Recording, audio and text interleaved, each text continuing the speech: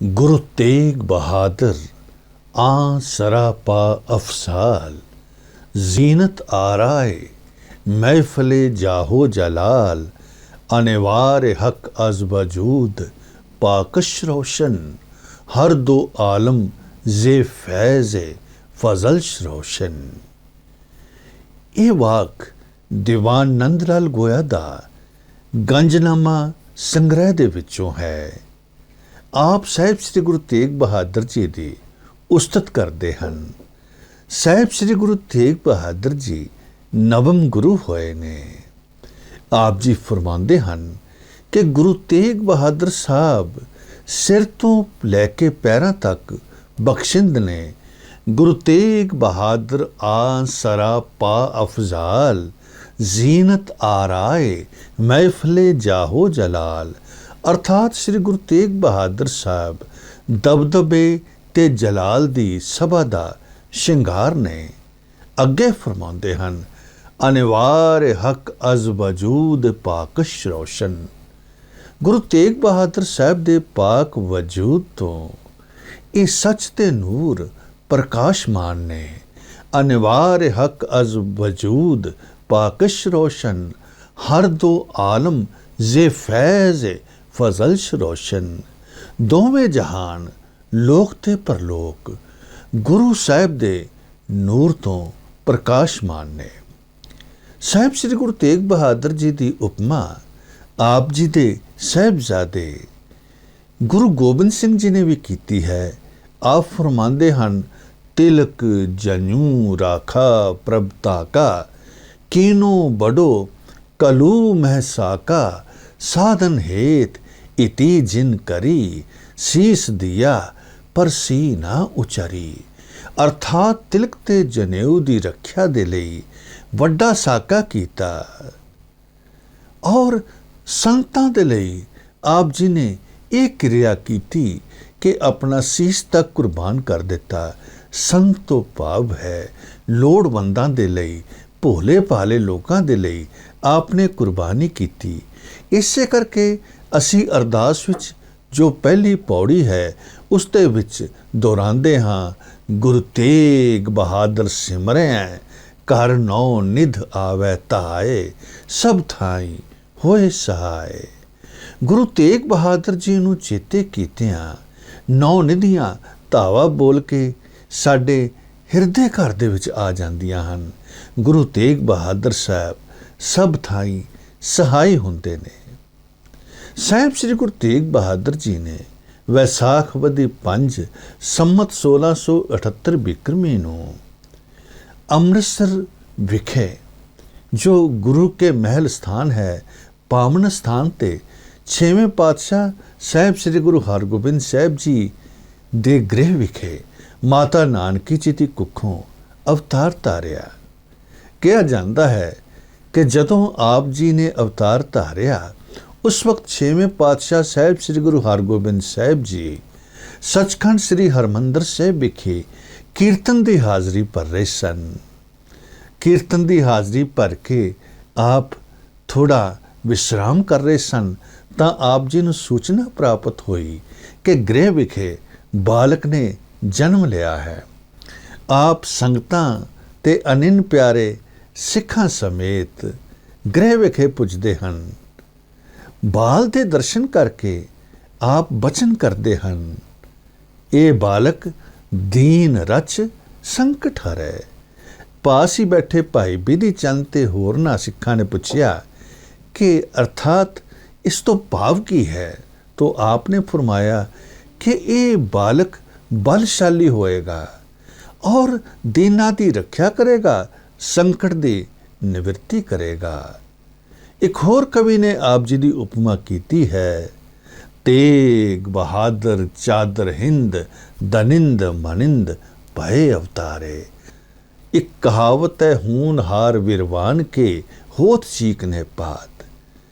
जेड़ा बूटा वधना फुलना हुंदा है, जिन्हें छां देनी हुंदी है, फल देने हुंदे हन, उहदे पत्ते चिकने हुंदे हन।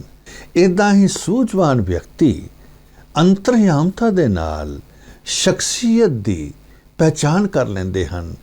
तो जदों ਬਾਲ ਜੀ ਦੇ ਦਰਸ਼ਨ ਕੀਤੇ ਤਾਂ ਸਾਹਿਬ ਸ੍ਰੀ ਗੁਰੂ ਹਰਗੋਬਿੰਦ ਸਾਹਿਬ ਜੀ ਨੇ ਇਹ ਬਚਨ ਕਰਤੇ ਸਨ। ਸਾਹਿਬ ਸ੍ਰੀ ਗੁਰੂ ਤੇਗ ਬਹਾਦਰ ਜੀ ਧੀਰਜਵਾਨ, ਦਇਆਵਾਨ, ਤਿਆਗ ਦੇ ਮੁਜੱਸਮੇ ਔਰ ਕੁੱਲ ਖਲਕਤ ਦੇ ਨਾਲ ਪ੍ਰੇਮ ਕਰਨ ਵਾਲੀ ਸ਼ਖਸੀਅਤ ਹੋਏ ਨੇ। ਆਪ ਪ੍ਰਭੂ ਭਗਤੀ ਵਿੱਚ ਲੀਨ ਰਹਿੰਦੇ ਸਨ। ਦਇਆਲਤਾ ਆਪ ਜੀ ਦਾ ਗੁਣ ਸੀ। ਆਪ ਪ੍ਰੇਮ ਦੇ ਮੁਜੱਸਮੇ ਸਨ। ਕਹਿੰਦੇ ਹਨ ਕਿ ਧਨ ਹੈ ਉਹ ਜਨਨੀ ਜਿਹੜੀ ਤਿਆਗ ਦੀ ਮੂਰਤ ਨੂੰ ਜਨਮ ਦਿੰਦੀ ਹੈ। ਤਿਆਗ ਉਹ ਵੀ ਆਪਣੇ ਲਈ ਨਹੀਂ, ਦੂਸਰੇ ਦੇ ਲਈ, ਪਰ ਦੇ ਲਈ, ਪਰਉਪਕਾਰ ਦੇ ਲਈ ਤਿਆਗ ਕਰਨਾ। ਧਨ ਹੈ ਉਹ ਜਨਨੀ ਜਿਸ ਦੇ ਗ੍ਰਹਿ ਵਿਖੇ ਸਾਹਿਬ ਸ੍ਰੀ ਗੁਰੂ ਤੇਗ ਬਹਾਦਰ ਜੀ ਨੇ ਅਵਤਾਰ ਧਾਰਿਆ। ਆਪ ਜੀ ਦੀ ਸਿੱਖਿਆ ਦੇਖਿਆ ਸ੍ਰੀ ਗੁਰੂ ਹਰਗੋਬਿੰਦ ਸਾਹਿਬ ਜੀ ਦੀ ਨਿਗਰਾਨੀ ਵਿੱਚ ਹੋਈ। ਆਪ ਜੀ ਨੂੰ ਬਾਣੀ ਦਾ ਅਭਿਆਸ, ਸ਼ਸਤਰ ਵਿਦਿਆ, ਅਧਿਆਤਮਕ ਵਿਦਿਆ, ਇਸ ਸਭ ਦੇ ਵਿੱਚ ਨਿਪੁੰਨਤਾ ਪ੍ਰਾਪਤ ਹੋ ਗਈ। ਤਕਰੀਬਨ 13-14 ਵਰ੍ਹਿਆਂ ਦੀ ਆਯੂ ਸੀ ਆਪ ਜੀ। ਆਪ ਜੀ ਸ਼ਸਤਰਬਾਜ਼ੀ ਵਿੱਚ ਇਤਨੀ ਮੁਹਾਰਤ ਪ੍ਰਾਪਤ ਕਰ ਗਏ ਕਿ ਆਪ ਜੀ ਦੇ ਪਿਤਾ ਸ੍ਰੀ ਗੁਰੂ ਹਰਗੋਬਿੰਦ ਸਾਹਿਬ ਜੀ ਦੀ ਚੌਥੀ ਜੰਗ ਕਰਤਾਰਪੁਰ ਨਜ਼ਦੀਕ ਜਲੰਧਰ ਵਿਖੇ ਹੋਈ, ਜੋ ਕਿ ਪੈਂਦੇ ਖਾਨ ਵੀ ਉਸ ਦੇ ਵਿੱਚ ਸ਼ਾਮਿਲ ਸੀ। ਆਪ ਜੀ ਨੇ ਤੇਗਬਾਜ਼ੀ ਦੇ ਐਸੇ ਜੌਹਰ ਦਿਖਾਏ ਕਿ ਪਿਤਾ ਜੀ ਨੇ ਨਾਂ ਤਿਆਗਮਲ ਤੋਂ ਤੇਗ ਬਹਾਦਰ ਰੱਖ ਦਿੱਤਾ, ਕਿਉਂਕਿ ਆਪ ਜੀ ਦਾ ਪਹਿਲਾ ਨਾਮ ਤਿਆਗਮਲ ਸੀ। ਸਾਹਿਬ ਸ੍ਰੀ ਗੁਰੂ ਤੇਗ ਬਹਾਦਰ ਜੀ ਨੇ ਚੌਥੀ ਜੰਗ ਤੋਂ ਬਾਅਦ ਆਪ ਜੀ ਦਾ ਨਾਂ ਤੇਗ ਬਹਾਦਰ ਰੱਖ ਦਿੱਤਾ। ਆਪ ਜੀ ਨੇ ਐਸੇ ਜੌਹਰ ਦਿਖਾਏ ਕਿ ਪਿਤਾ ਗੁਰੂ ਹਰਗੋਬਿੰਦ ਸਾਹਿਬ ਜੀ ਨੂੰ ਆਪ ਜੀ ਦੀ ਸੂਝਵਾਨਤਾ ਤੇ ਪੂਰਾ ਯਕੀਨ, ਪੂਰਾ ਭਰੋਸਾ ਹੋ ਗਿਆ। ਆਪ ਆਪਣੇ ਪਿਤਾ ਜੀ ਦੀ ਸ਼ਹਾਦਤ ਉਪਰੰਤ ਆਪਣੇ ਨਾਨਕੇ ਪਿੰਡ ਬਾਬਾ ਬਕਾਲਾ ਵਿਖੇ ਚਲੇ ਜਾਂਦੇ ਹਨ। ਇਸ ਦਾ ਪਹਿਲਾ ਨਾਮ ਬਕਾਲਾ ਸੀ। ਸਾਹਿਬ ਸ੍ਰੀ ਗੁਰੂ ਤੇਗ ਬਹਾਦਰ ਜੀ ਦੇ ਬਕਾਲਾ ਵਿਖੇ ਜਾਣ ਦੇ ਨਾਲ ਇਹ ਨਗਰ ਬਾਬਾ ਬਕਾਲਾ ਪ੍ਰਸਿੱਧ ਹੋ ਗਿਆ। ਇਸ ਤੋਂ ਪਹਿਲਾਂ ਆਪ ਜੀ ਸ੍ਰੀ ਕੀਰਤਪੁਰ ਸਾਹਿਬ ਵਿਖੇ ਸਨ। ਆਪ ਜੀ ਨੂੰ ਕਈ ਦਿੱਕਤਾਂ ਵੀ ਆਈਆਂ, ਪਰ ਆਪ ਜੀ ਨੇ ਕੇਵਲ ਅਕਾਲ ਪੁਰਖ ਦਾ ਓਟ ਆਸਰਾ ਲਿਆ। ਬਕਾਲਾ ਵਿਖੇ ਆਪ ਜੀ ਨੇ ਮਹਾਨ ਤਪੱਸਿਆ ਕੀਤੀ। ਦਰਅਸਲ ਇਹ ਤਪੱਸਿਆ ਇੱਕ ਇਬਾਦਤ ਸੀ। ਇਬਾਦਤ ਤੋਂ ਸ਼ਹਾਦਤ ਵੱਲ ਨੂੰ ਇੱਕ ਸਫ਼ਰ ਸੀ, ਇੱਕ ਕਦਮ ਪੋਸ਼ੀ ਸੀ। ਆਪ ਆਪਣੀ ਆਤਮਾ ਦੀਆਂ ਡੁਗਾਨਾਂ ਵਿੱਚ ਇੱਕ ਐਸਾ ਦਇਆ ਦਾ ਸੰਕਲਪ, ਨਿਰਭੈਤਾ ਦਾ ਸੰਕਲਪ ਚਿਤਵਦੇ ਪਏ ਸਨ, ਜਿਸ ਨੂੰ ਆਪ ਨੇ ਭਵਿੱਖ ਵਿੱਚ ਜਾ ਕੇ ਮੂਰਤੀਮਾਨ ਕਰਨਾ ਸੀ। ਸਾਹਿਬ ਸ੍ਰੀ ਗੁਰੂ ਤੇਗ ਬਹਾਦਰ ਜੀ ਬਖਸ਼ਿੰਦ ਪਿਤਾ ਹੋਏ ਨੇ। ਆਪ ਜੀ ਦੇ ਮਨ ਵਿੱਚ ਜੀਵਾਂ ਪ੍ਰਤੀ ਦਇਆ ਸੀ। ਕਹਿੰਦੇ ਨੇ ਕਿ ਇੱਕ ਵਾਰੀ ਆਪ ਜੀ ਨੇ ਆਪਣੀ ਕੀਮਤੀ ਪੁਸ਼ਾਕ ਉਤਾਰ ਕੇ ਲੋੜਵੰਦ ਨੂੰ ਦੇ ਦਿੱਤੀ। ਆਪ ਜੀ ਨੇ ਮਾਤਾ ਜੀ ਨੇ ਪੁੱਛਿਆ ਕਿ ਕੀ ਗੱਲ ਇਹ ਪੁਸ਼ਾਕ ਉਸ ਨੂੰ ਕਿਉਂ ਦੇ ਦਿੱਤੀ ਹੈ? ਤਾਂ ਆਪ ਨੇ ਫਰਮਾਇਆ ਕਿ ਇਸ ਲੋੜਵੰਦ ਨੂੰ ਕਿਸ ਨੇ ਪੋਸ਼ਾਕ ਦੇਣੀ ਸੀ? ਤਨ ਢੱਕਣ ਵਾਸਤੇ। ਆਪ ਤੇ ਮੈਨੂੰ ਹੋਰ ਨਵੀਂ ਲੈ ਦਿਓਗੇ, ਪਰ ਇਸ ਨੂੰ ਕਿਸ ਨੇ ਦੇਣੀ ਸੀ? ਗੁਰੂ ਤੇਗ ਬਹਾਦਰ ਸਾਹਿਬ ਨੇ ਆਪਣੀ ਪੋਸ਼ਾਕ ਉਸ ਲੋੜਵੰਦ ਨੂੰ ਪ੍ਰਦਾਨ ਕਰ ਦਿੱਤੀ ਸੀ। ਆਪ ਬਾਣੀ ਦੇ ਅਭਿਆਸੀ ਸਨ।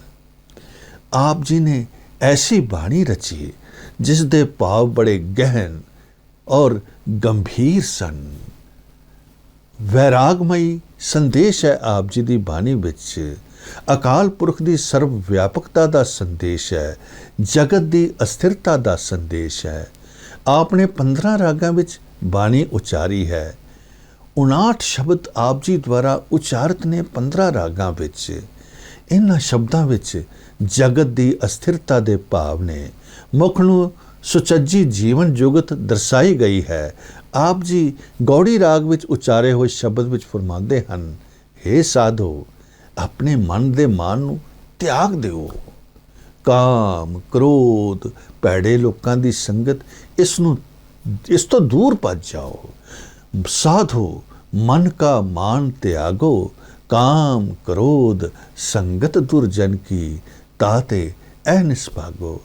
ਆਪ ਇੱਕ ਅਕਾਲ ਪੁਰਖ ਦੀ ਸਰਵ ਵਿਆਪਕਤਾ ਦਾ ਸੰਦੇਸ਼ ਵੀ ਦਿੰਦੇ ਨੇ। ਤਨਾਸੀ ਰਾਗ ਵਿੱਚ ਆਪ ਜੀ ਫਰਮਾਉਂਦੇ ਨੇ, ਕਾਹੇ ਰੇ ਬਨ ਖੋਜਨ ਜਾਈ, ਐ ਪ੍ਰਾਨੀ ਕਿਉਂ ਇੱਧਰ ਉੱਧਰ ਭਟਕਦਾ ਹੈ। ਕਾਹੇ ਰੇ ਬਨ ਖੋਜਨ ਜਾਈ, ਸਰਬ ਨਿਵਾਸੀ ਸਦਾ ਅਲੇਪਾ, ਤੋਹੀ ਸੰਗ ਸਮਾਈ। ਜੋ ਅਕਾਲ ਪੁਰਖ ਸਾਰੀਆਂ ਥਾਵਾਂ ਤੇ ਵਾਸ ਕਰਦਾ ਹੈ, ਉਹ ਤੇਰੇ ਸੰਗ ਹੀ ਹੈ। ਆਪਣੇ ਮਨ ਦੇ ਅੰਦਰ ਝਾਤੀ ਮਾਰ, ਤੋਹੀ ਸੰਗ ਸਮਾਈ। ਆਪ ਜੀ ਜਗਤ ਦੀ ਪ੍ਰੀਤ ਨੂੰ ਝੂਠੀ ਬਿਆਨ ਕਰਦੇ ਹਨ। ਜਗਤ ਮੈਂ ਝੂਠੀ ਦੇਖੀ ਪ੍ਰੀਤ। ਆਪ ਜੀ ਨੇ ਹੋਰਨਾਂ ਰਾਗਾਂ ਤੋਂ ਇਲਾਵਾ ਰਾਗ ਜੈਜਾਵੰਤੀ 'ਚ ਬਾਣੀ ਉਚਾਰੀ। ਕੇਵਲ ਤੇ ਕੇਵਲ ਸ੍ਰੀ ਗੁਰੂ ਤੇਗ ਬਹਾਦਰ ਜੀ ਨੇ ਹੀ ਇਸ ਰਾਗ ਜੈਜਾਵੰਤੀ ਵਿੱਚ, ਜੋ ਸੰਧੀ ਪ੍ਰਕਾਸ਼ ਰਾਗ ਹੈ, ਇਸ ਵਿੱਚ ਬਾਣੀ ਉਚਾਰੀ। ਵੈਰਾਗਮਈ ਬਾਣੀ ਹੈ। ਆਪ ਜੀ ਫਰਮਾਉਂਦੇ ਹਨ, ਬੀਤ ਜੈ ਹੈ, ਬੀਤ ਜੈ ਹੈ ਜਨਮ ਅਕਾਜ ਰੇ। ਨਿਸ ਦਿਨ ਸੁਣ ਕੇ ਪੁਰਾਨ, ਸਮਝਤ ਨੈ ਰੇ ਅਜਾਨ। ਕਾਲ ਤੋਂ ਪਹੁੰਚਿਓ ਆਨ, ਕਹਾਂ ਜੈ ਹੈ ਭਾਜ ਰੇ। ਆਪ ਜੀ ਮਹਾਨ ਸੰਦੇਸ਼ ਦਿੰਦੇ ਹਨ ਕਿ ਇਹ ਜਿਹੜੀ ਦੇਹ ਹੈ, ਇਹ ਅਸਥਿਰ ਹੈ, ਇਸਨੇ ਖੇ ਹੋ ਜਾਣਾ ਹੈ। ਇਸ ਨਸ਼ਵਰ ਦੇਹ ਤੇ ਮਾਨ ਨਾ ਕਰ। ਉਸ ਅਕਾਲ ਪੁਰਖ ਪ੍ਰਭੂ ਨੂੰ, ਉਸ ਨੂੰ ਚੇਤੇ ਕਰ। ਇਹ ਸਮਾਂ ਬੀਤਦਾ ਜਾ ਰਿਹਾ ਹੈ, ਅਜਾਈਂ ਬੀਤਦਾ ਜਾ ਰਿਹਾ ਹੈ। ਜੋ 57 ਸ਼ਲੋਕ ਆਪ ਜੀ ਨੇ ਉਚਾਰੇ ਹਨ, ਉਸ ਦੇ ਵਿੱਚ ਵੈਰਾਗ ਹੈ, ਅਤ ਦਾ ਵੈਰਾਗ ਹੈ। ਮਨ ਵਜਦ ਵਿੱਚ ਆ ਜਾਂਦਾ ਹੈ। ਆਪ ਸਭ ਕੁਛ ਦਾ ਸਹਾਰਾ ਬਾਣੀ ਨੂੰ ਬਣਦੇ ਹਨ, ਨਾਮ ਨੂੰ ਮੰਨਦੇ ਹਨ। ਆਪ ਫਰਮਾਉਂਦੇ ਹਨ, ਹਰ ਕੇ ਨਾਮ ਬਿਨਾ ਦੁਖ ਪਾਵੈ, ਭਗਤ ਬਿਨਾ ਸਹਿਸਾ ਨਹਿ ਚੁਕੈ, ਗੁਰ ਇਹ ਭੇਦ ਬਤਾਵੇ। ਸਾਹਿਬ ਸ੍ਰੀ ਗੁਰੂ ਅਰਜਨ ਦੇਵ ਜੀ ਆਪ ਜੀ ਦੇ ਦਾਦਾ ਜੀ ਹੋਏ ਨੇ।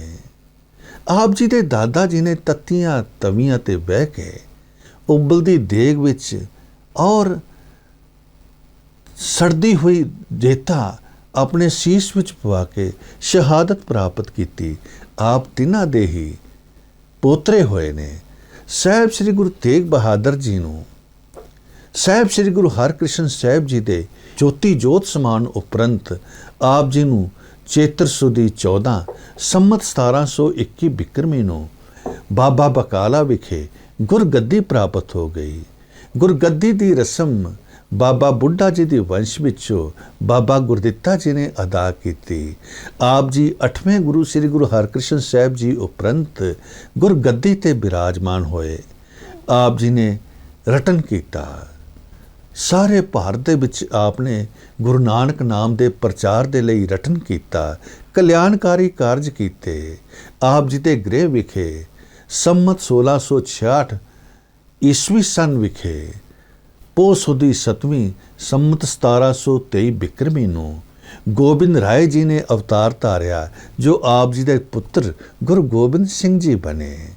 ਆਪ ਨੇ ਸੰਮਤ 1732 ਬਿਕਰਮੀ ਦੇ ਵਿੱਚ ਧਰਮ ਦੀ ਰੱਖਿਆ ਲਈ, ਹਿੰਦੂ ਧਰਮ ਦੀ ਰੱਖਿਆ ਲਈ, ਤਿਲਕ ਜਨਿਊ ਦੀ ਰੱਖਿਆ ਲਈ ਆਪਣੇ 3 ਅਨਿਨ ਪਿਆਰੇ ਸਿੱਖਾਂ, ਭਾਈ ਮਤੀ ਦਾਸ ਜੀ ਜਿਨ੍ਹਾਂ ਨੂੰ ਆਰਿਆਂ ਨਾਲ ਚੀਰਿਆ ਗਿਆ, ਭਾਈ ਦਿਹਾਲਾ ਜੀ ਜਿਨ੍ਹਾਂ ਨੂੰ ਉਬਲਦੀ ਦੇਗ ਵਿੱਚ ਉਬਾਲਿਆ ਗਿਆ, ਭਾਈ ਸਤੀ ਦਾਸ ਜੀ ਜਿਨ੍ਹਾਂ ਨੂੰ ਜਿਉਂਦੇ ਜੀ ਰੂਹ ਦੇ ਵਿੱਚ ਲਪੇਟ ਕੇ ਅੱਗ ਲਾ ਕੇ ਸਾੜ ਕੇ ਸ਼ਹੀਦ ਕੀਤਾ ਗਿਆ। ਤਿੰਨਾਂ ਦੀ ਸ਼ਹਾਦਤ ਉਪਰੰਤ ਆਪ ਜੀ ਮੱਘਰ ਸੁਦੀ ਤੀਜ ਸੰਮਤ 1732 ਬਿਕਰਮੀ ਨੂੰ ਦਿੱਲੀ ਚਾਂਦਨੀ ਚੌਕ ਵਿਖੇ ਤਿਲਕ ਜਨੂ ਦੀ ਰੱਖਿਆ ਲਈ, ਹਿੰਦੂ ਧਰਮ ਦੀ ਰੱਖਿਆ ਦੇ ਲਈ, ਤਿਲਕ ਜਨੂ ਦੀ ਰੱਖਿਆ ਲਈ ਆਪ ਮਹਾਨ ਕੁਰਬਾਨੀ ਦੇ ਗਏ। ਆਪ ਨੇ ਆਪਣਾ ਸੀਸ ਬਲਿਦਾਨ ਕਰ ਦਿੱਤਾ। ਤੇਗ ਬਹਾਦਰ ਕੇ ਚਲਤ ਪਾਇਓ जगत को शोक है सब जग पायो जय जय जय सुरलोक। सारी लुकाई दे विच हाहाकार मच गई। उत्थे देवलोक दे विच जय जयकार हो गई। धन श्री गुरु तेग बहादुर जी होए ने। अज भी दिल्ली चांदनी चौक विखे जदों विचरीए तां नतमस्तक होण नूं चित करदा है। धन श्री गुरु तेग बहादुर जी, धन श्री गुरु तेग बहादुर जी, धन श्री गुरु तेग बहादुर जी। गुरु तेग बहादुर सिमरै, कर नौ निध आवै ताए, सब थाई होए सहाय।